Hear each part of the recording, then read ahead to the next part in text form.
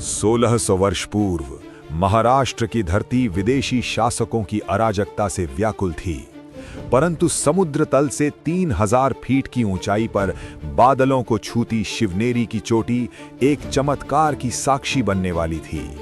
किले के भीतर राजमाता जीजाबाई सिर पर पूर्ण कोंगू ओढ़े अपने गर्भ में उगते सूरज की प्रतीक्षा कर रही थीं।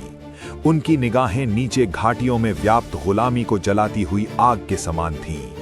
अंधेरे कमरे में तेल के दीपक जल रहे थे और वे पत्थर की दीवारें भी जानती थीं कि वे एक इतिहास की साक्षी बनने वाली हैं। उसी क्षण आकाश गरजा, सह्याद्री पहाड़ियों पर बिजली गिरी और उस पत्थर के किले को रोशन कर दिया।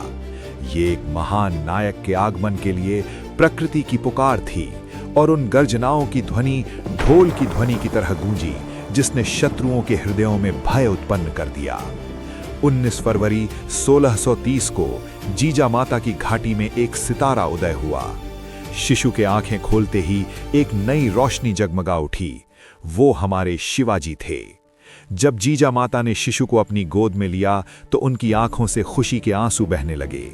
उन्होंने शिशु को अपनी बाहों में थामकर स्वतंत्रता संग्राम के लिए तैयार किया। ये केवल एक मां का प्रेम ही नहीं, बल्कि एक राष्ट्र की मुक्ति के लिए पुकार भी थी।